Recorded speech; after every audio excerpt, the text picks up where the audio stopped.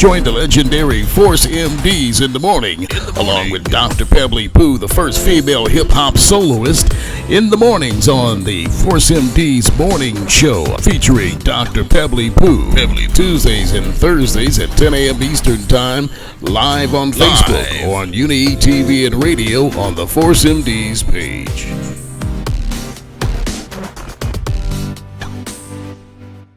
There we go. I see Steve back there. And look, he slap boxing. I didn't. Oh, okay. He thought. He thought over here right stuff. What's for a minute, I thought my little head was going. Hold on, man. Hold on. Where's my brother Steve at? My brother Steve is here. Yo, give a round of applause, my brother Steve Hart. Came in and saved it. He saved it for us just now. Now I'm trying to find my brother Stevie D. I don't know. He's popping somewhere in the dark. I'm trying to see where he at. You know what I mean? Anyway, now Steve will be back on. Okay. Hey, Steven. Steve Russell. How you doing? Let everybody see who brother, you look young as day, brother. You look young as day. You look young as day, man. Thank you, man. Look at this brother right here, man. Yo, first and foremost, we want to thank you again, man, for coming on, man, and last minute, and handling this for us right now. And we want to, let me get Steve, my brother. I'll make sure my brother's on here first. Just on a second. Steve, there you go. Just make sure you're on here. You there? Yes, Mr. Steve, man. You don't realize who we got on here, man. It ain't just the troop thing. This boy wrote songs, produced songs. Right. Super big producer, artist, man. Super producer, man. I'm like, I don't normally do this, Mr. Russell. I normally don't discuss all the people that I help write songs and arrange and stuff with. I normally don't do that because they be saying, Colin, you want all the credit. But this brother know that when his hand was shaking from the pen, I would say, Steve, this got to be real. And bam, before he get on the roll, she be popping after that. But he's like, I said, yo, slow that pen down. I said, no, I got it. I got it. And he be on the roll, man. Let me tell you why, Steve. What you remind me of, Steve. Fortunately, Steve, I know, we lost our uncle, me and Khalil TC, our uncle Jesse. Yeah. And Jesse D was the Michael Jackson of our group. I know. And you're the Michael Jackson of the troop group. No question.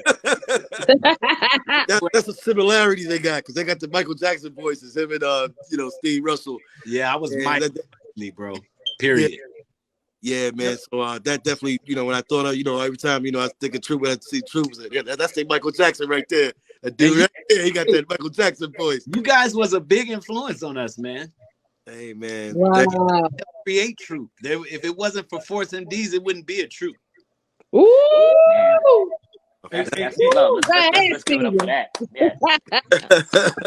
It's true, Yo, some young lady said, I'm just reading the text. She said, Steve, you're looking like 20 again. Hey, I ain't say that, Steve. That's the girl said that. But yo, hey, Steve, y'all from Pasadena, California. That's it, Pasadena. Yeah, Pasadena, California. Pasadena, California. For people that don't know about California, Pasadena, just give people a little quick summary how y'all started and to how y'all got to where y'all at. We started in 1984. Rodney and Reggie and a couple other guys went on a TV show called Putting on the Hits. It was a lip sync show from back in the day, and they went on doing New Edition's Cool It Now, and they won first prize and all that good stuff. And a producer called the show and wanted to know if they could really sing, and they weren't actually a singing group.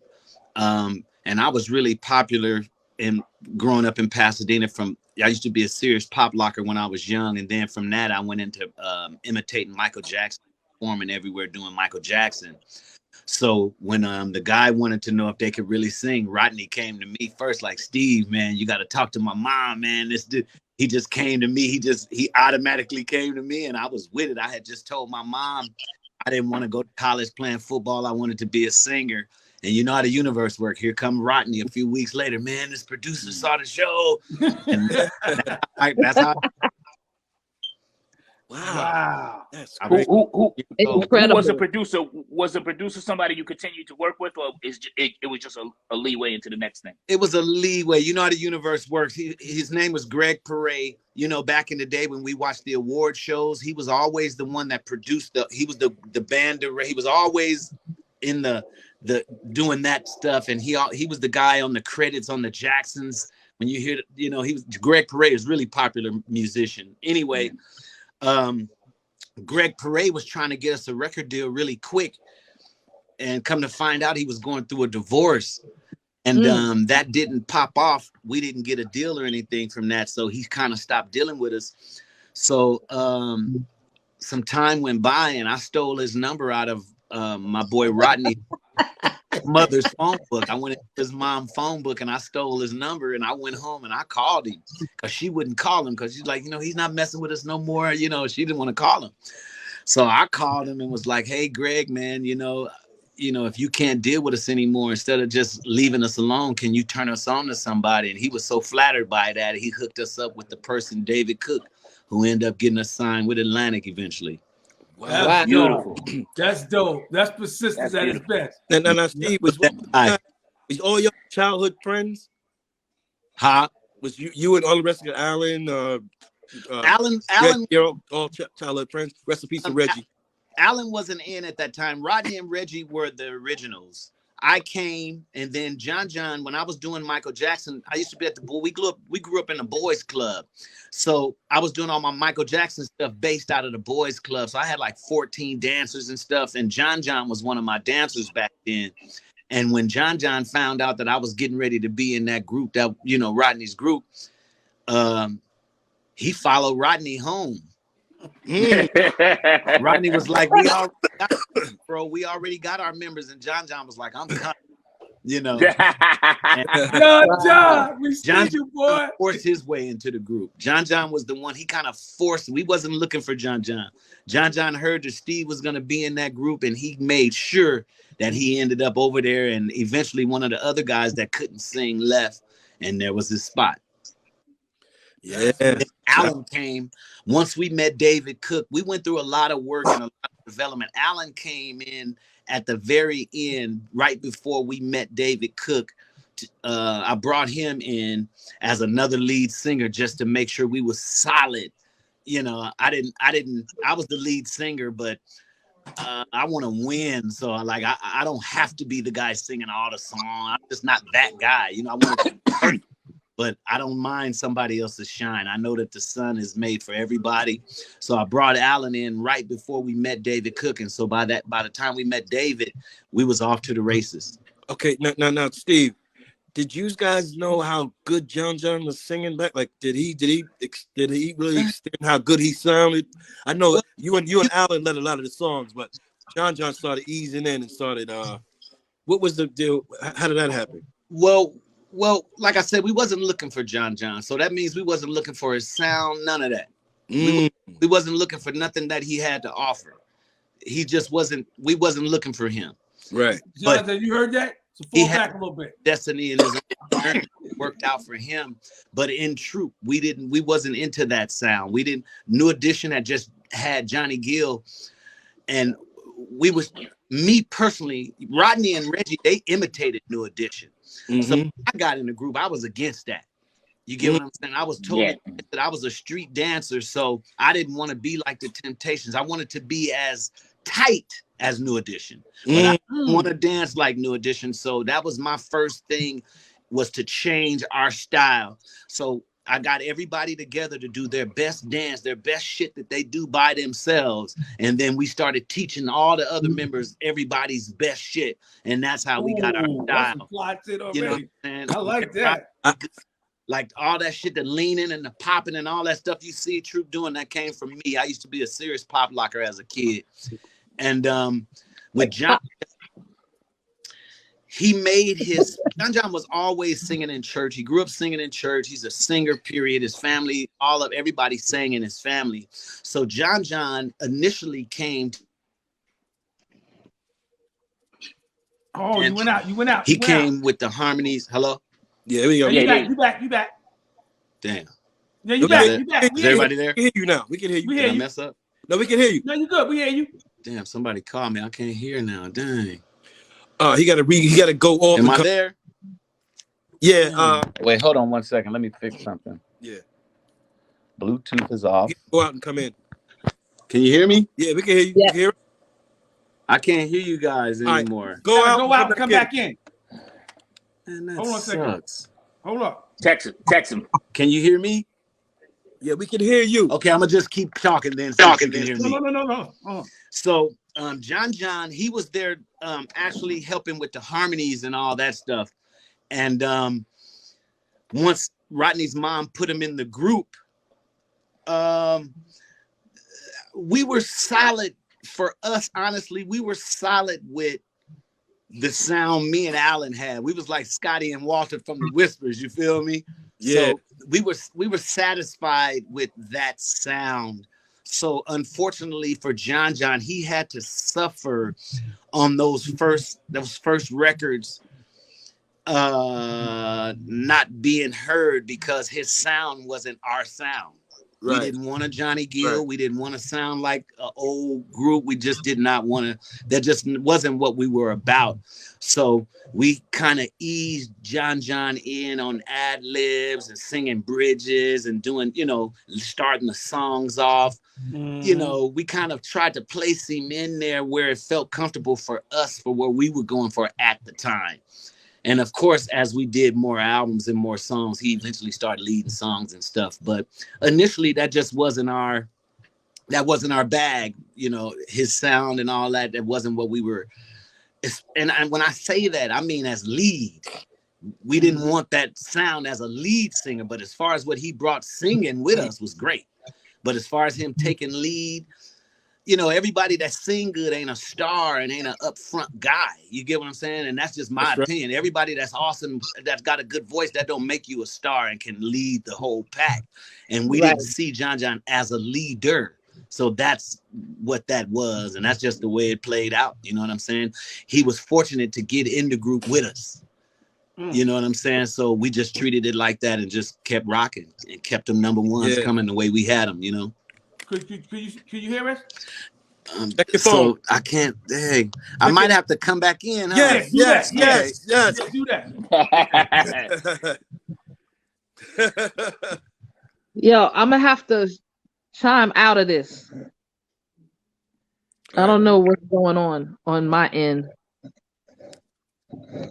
I can see y'all, but sometimes I can't see y'all. Oh man, you don't need to see us. We can see you. The cold is affecting the it's the cold in the camera. She got the. Y'all can hear us? You can hear us now? Yes. Now, just keep in mind, Steve, everything you said, we heard you loud and clear. Yes, I heard everything you said. Yeah, about John. So in the future, if somebody do call you to come in, that means you got to go out and come in because it's gonna mess up.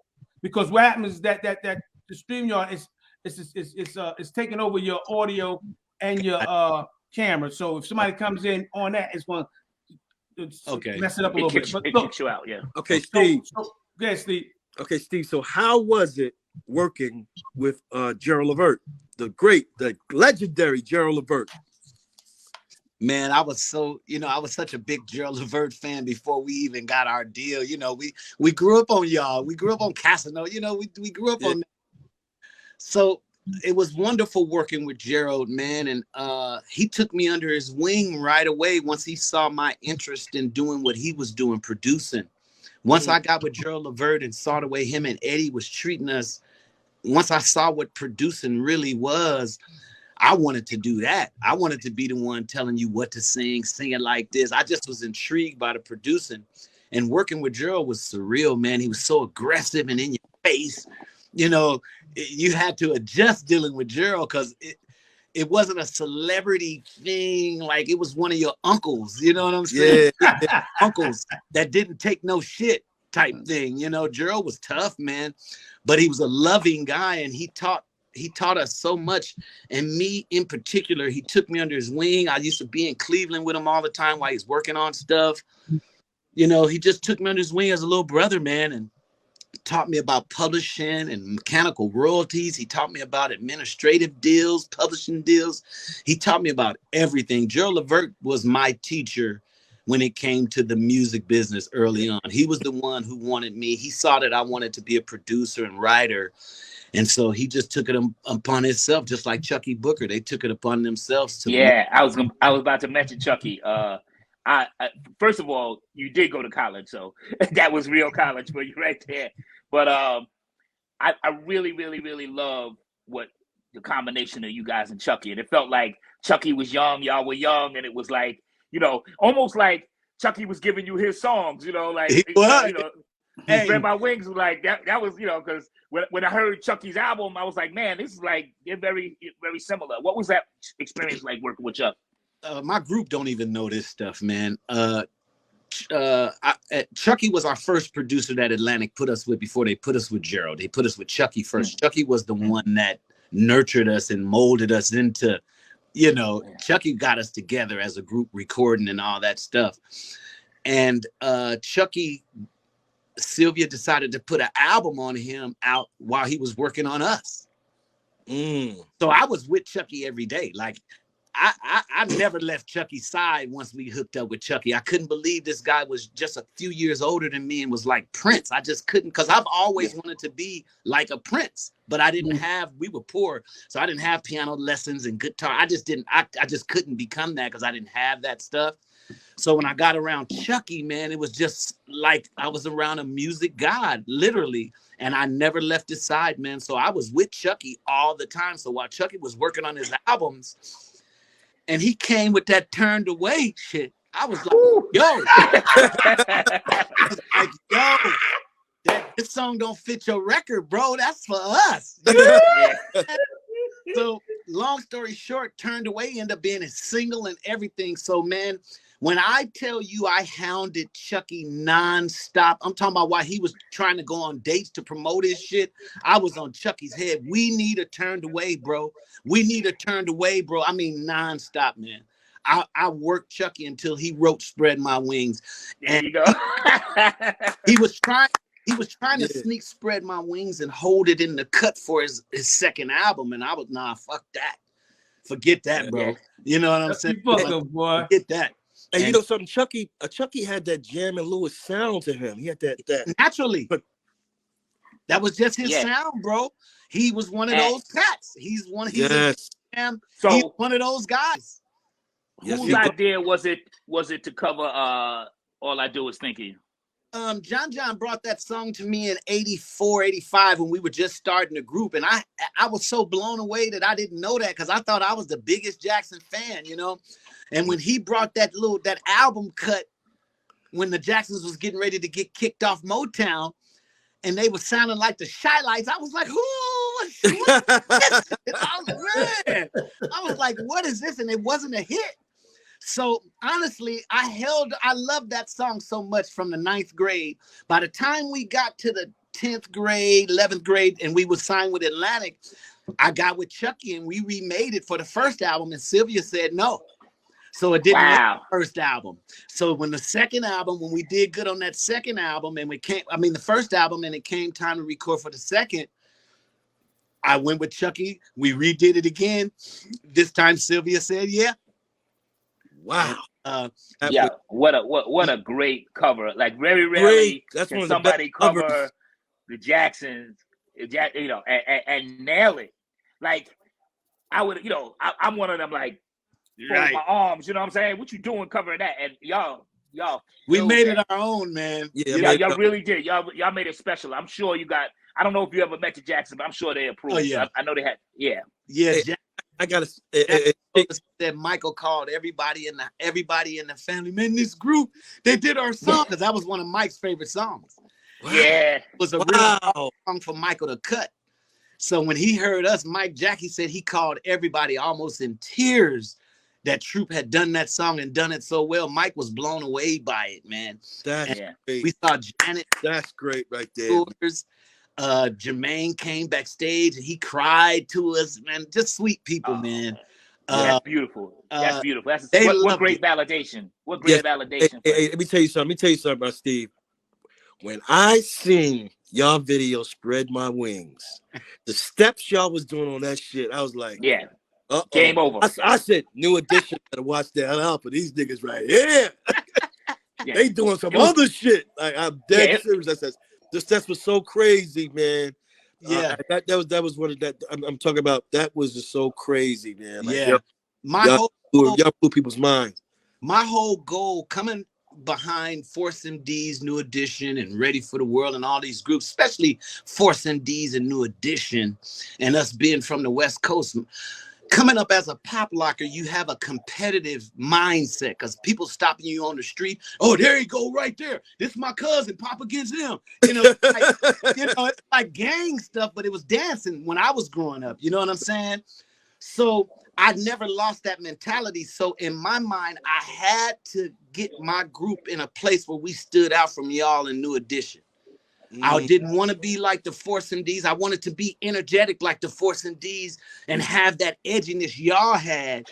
But I still wanted us to stand out. And that's why you see us dancing the way that we dance, because I single-handedly went and picked choreographers that could give us what I couldn't bring to the group or what we couldn't do, me and Rodney.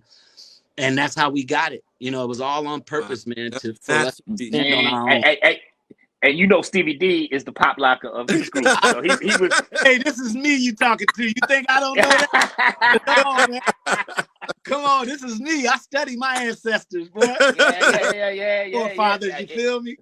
Listen, we was when you guys came out, it's like a wave went across the industry, because it was like, yo, these cats sound good. They dance good. Like, you know, what don't they do?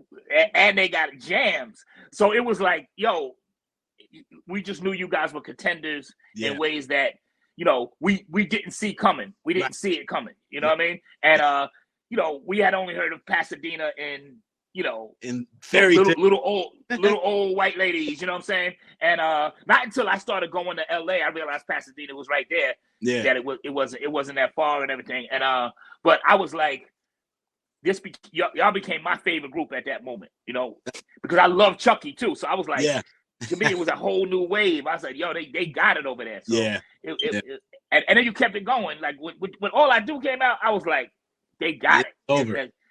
It was over. Y'all on mute, Khalil. Khalil on mute.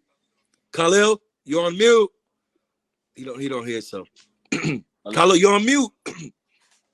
Yeah, I was doing it for my mute people. We careful. Don't do that. Don't just I do that for my mute people. Don't disrespect my mute people, all right? Y'all see me doing this and doing that. Be careful. Look. No, look. It looked like John Jay may be coming on. I see him popping up. Is he up? But I see him, but he's not there yet. Okay. I see his name popping up. But Steve, let us know some of the artists you produce real quick, because I just want everybody to listen. You know, not like he said, he's not just an artist performing, but he's a writer, professional writer, and super producer. Just let them know some of the people you produce. Tyrese. I got my first Grammy with Jennifer Hudson. I got my second Grammy with Chris Brown. I wrote No Air. I co-wrote No Air. Co-wrote Take You Down. A group called B2K, Gots to Be, Charlie Wilson, Aretha Franklin, Kiki Wyatt. Everybody in the business I've had an opportunity to work with almost. As a part of the Underdogs, I sold close to 100 million records as a singer. I mean, a songwriter, producer, outside of True. Oh, you were on with the Underdogs. Okay, yeah. Primary writer in the Underdogs. Oh, beautiful. And damn, bro. Yeah, I have a lot of hit records, a lot of hit songs on a lot of people. This is the and Grammys. Oh my God! Got plaques and Grammys. Oh my God! Damn. That No Air record is crazy. Damn, bro. I sang all the background with Keith Sweat's second album. I'll Give All My Love to You. What? Oh wow. Yeah, that's me singing merry-go-round and round. That's me singing. Sick tired of going round. That's me imitating. Oh man, let me tell you, crazy. All the background on that. I've been all over the industry as a writer and producer, man, outside of Troop, which was a dream of mine and a goal to be like Gerald Levert. I even when I'm getting my hair cut, I tell them, long as I look like Gerald Levert when I'm finished. I've been on Gerald's case my whole career. I want to be like him and Chucky so bad. And Babyface, and that's what I set out to do, man. And I've done pretty well for myself as a writer. That's beautiful, man. What's amazing about this is that it's a great lesson for people coming into the business. You know, that there's so many paths to success. Yeah. And there's a bunch of people that have no idea, you know, what you're doing. Yeah. You know, and have no idea how successful you are, you know? Right. Yeah, I didn't do any campaigns on myself as a producer like I should have, because I was just so into doing the work. But, you know, like now situations like this is an opportunity for me to let people know, you know, way more than just a member of the group Troop. I mean, I got my first gold album.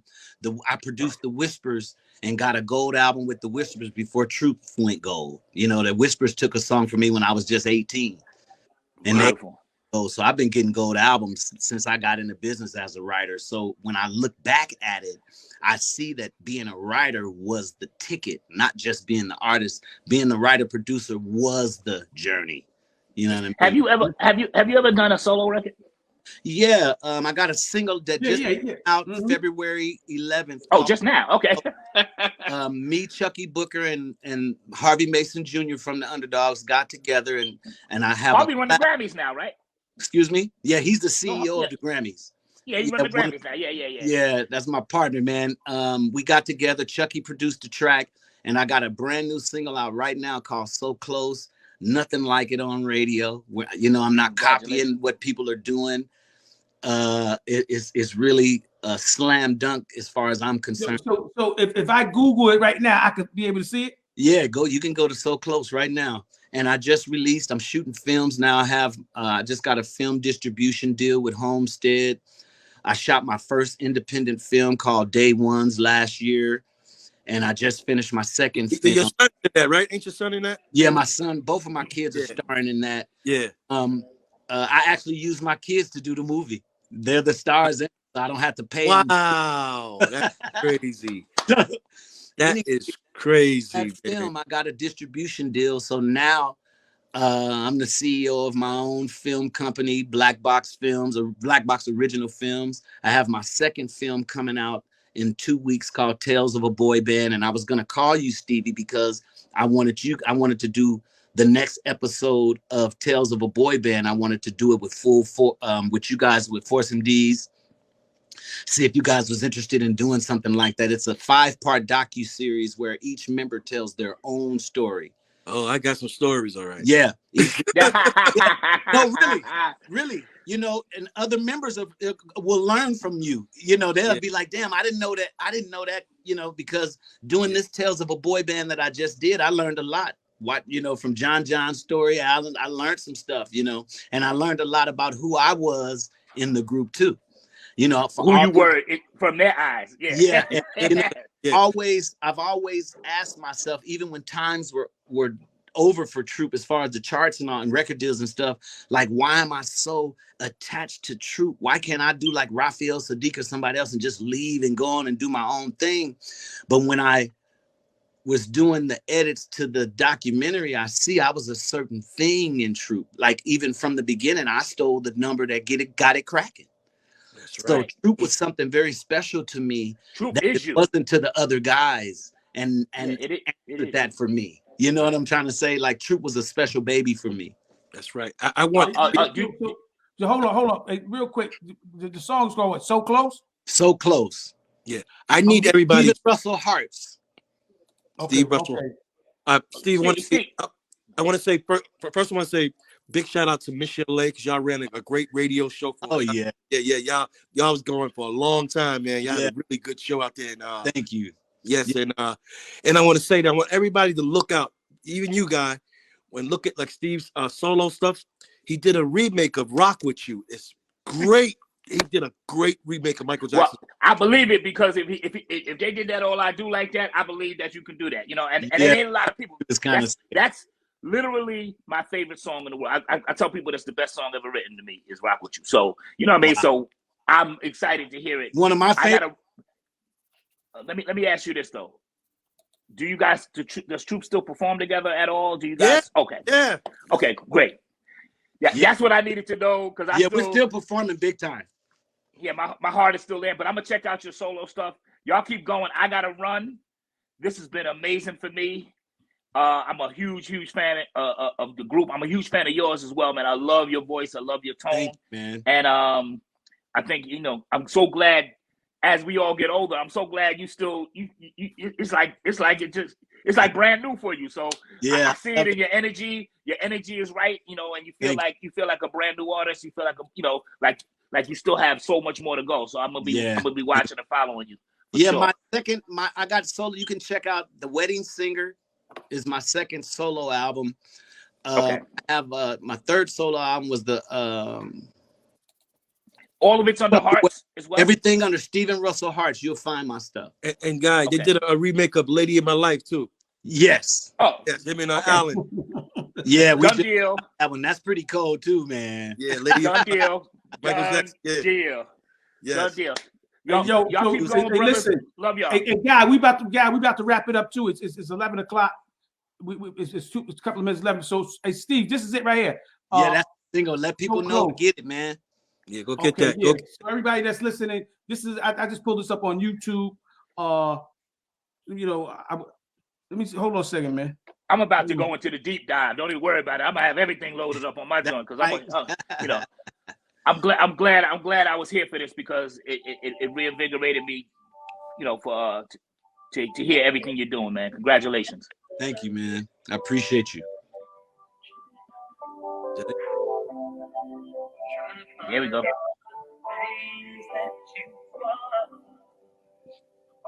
We chose to make a sacrifice of what I feel. Lost what was mine. Now I'm alone. I wish you were still here. We were so Woo, Steve, this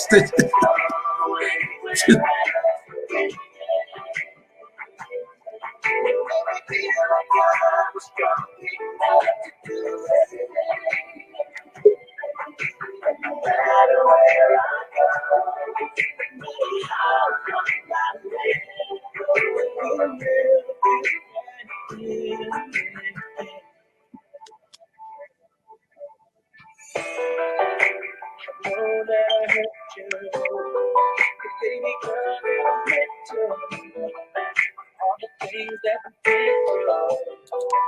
All the years I was playing with when I had everything to be. You were my there, but I didn't see you. It was funny, but now so long. We were so